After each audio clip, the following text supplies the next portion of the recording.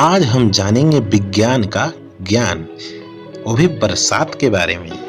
Welcome, स्वागत है हमारे YouTube channel S Guru Amar में। तो आपको पता है कि हमारे चैनल पे सिर्फ साइंस विज्ञान के बारे में बताया जाता है। तो अगर आप विज्ञान से रुचि रखते हैं तो बने रहिए हमारे इस वीडियो में। आपको आज कुछ खास बताने वाला हूँ। खास ये है कि आज हम पृथ्वी पे बारिश कैसे होती है और आसमान में इतने पानी कहाँ से आते हैं, इसके बारे में हम बात करेंगे। और जो तड़ित होती है वो हमारे जीवन के लिए इतना खतरनाक क्यों होता है, इसके बारे में आज पूरी तरह से हम बात करेंगे।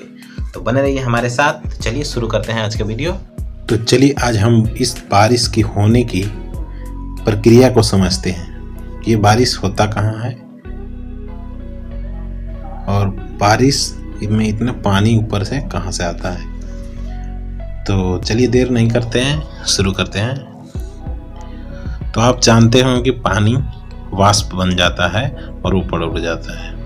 तो जब सूर्य हमारे पृथ्वी के करीब होने लगता है तो गर्मी इतना बढ़ जाता है कि पानी वाष्प बनकर उड़ने लगता है। जैसे गर्मी के आप जून जुलाई के महीने में देखे होंगे कि बहुत से तालाब कुएं सारे सूख जाते हैं वाष्पीकरण होकर के, और ऊपर उड़ते उड़ते आसमान के क्षोभ मंडल के परत के लगभग ऊपर पहुंच जाते हैं, जहां ठंडी जलवायु मिलती है।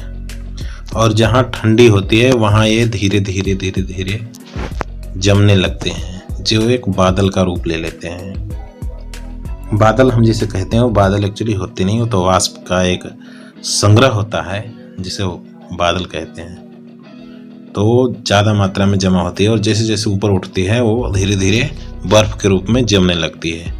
और जब बर्फ़ का रूप ले लेता है तो उसके बाद वो ज़्यादा दिन तक ऊपर ही इधर उधर घूमते रहते हैं। जैसे ही सूर्य की प्रकाश तेज पड़ती है, उस पर गर्मी ज़्यादा बढ़ती है, तो धीरे धीरे पानी का रूप लेना शुरू कर देते हैं। और पानी का रूप शुरू करते हैं, उससे मौसम बिगड़ जाता है और घना वाष्प का संग्रह होने के कारण अंधेरा छा जाता है पृथ्वी पे और पानी गिरना शुरू हो जाता है। और इस पानी के गिरने की प्रक्रिया को सिर्फ गर्मी के बाद ही आपने देखा होगा, क्योंकि ये ज़्यादातर गर्मी में ही होते हैं। जिसे हम बरसात कहते हैं वो बरसात होते नहीं है, गर्मी के मौसम को ही बरसात कहते हैं, जो लास्ट महीने में आते हैं। और वो बारिश इतनी ज़्यादा वाष्पीकरण हो जाते हैं गर्मी के दिनों में कि वो बादल से फिर से वापस पानी बन के और पृथ्वी पर वापस आ जाते हैं। ये प्रक्रिया हर साल होती है और हमेशा होते रहता है। कभी कभी वाष्पीकरण बहुत ज़्यादा नहीं हो पाता है, इसलिए बारिश उतना ज़्यादा नहीं हो पाती। कभी कभी किसी दूसरे एरिया में बारिश हो जाती है और बारिश उस एरिया में होती है जहाँ नमी उसे मिलता है, क्योंकि आपको पता है कि नमी एरिया वाला में ही वो बादल टिके रहते हैं, जहाँ ठंडापन ज़्यादा रहेगा। तो ठंडापन जब नीचे धरती के पेड़ पौधे ज़्यादा रहेंगे तो ठंडापन होना ही है। और इस तरह से फिर पानी के रूप धारण करके वो पृथ्वी पर बरसते हैं।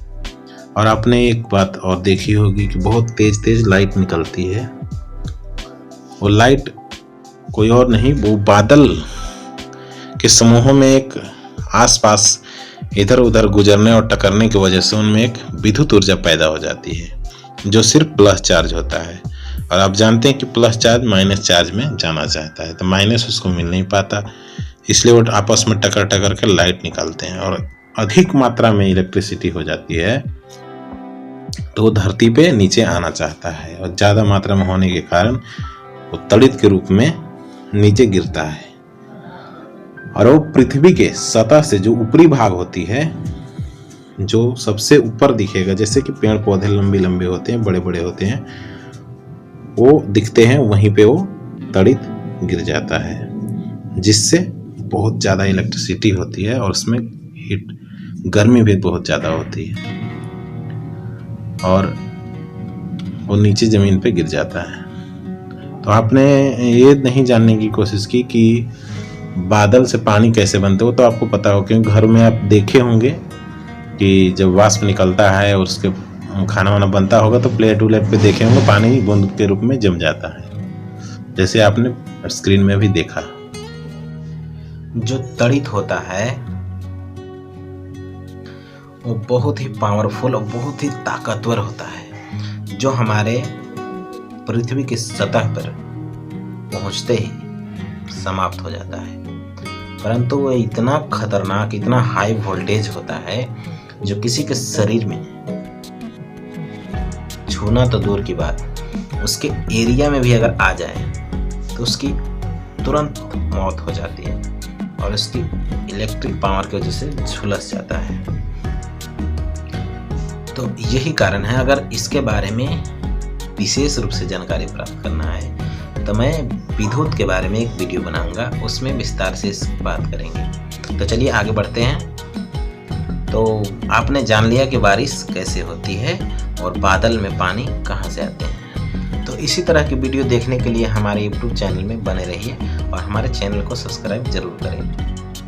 तो हम आपके साथ बहुत ही रोमांचक और बहुत ही नॉलेजफुल वीडियो लेकर आते रहेंगे। तो बने रहिए हमारे साथ और चैनल को सब्सक्राइब कर दीजिए। और अगर कोई आपको प्रश्न है तो कमेंट में ज़रूर बताइएगा। अगर आप किसी के बारे में जानकारी लेना चाहते हैं साइंस के बारे में तो हमारे कमेंट बॉक्स में लिख कर भेजिए, हम आपके बारे में वीडियो बनाएंगे और आपकी इच्छा ज़रूर पूरी करेंगे। तो चलिए मिलते हैं एक नेक्स्ट वीडियो में, तब तक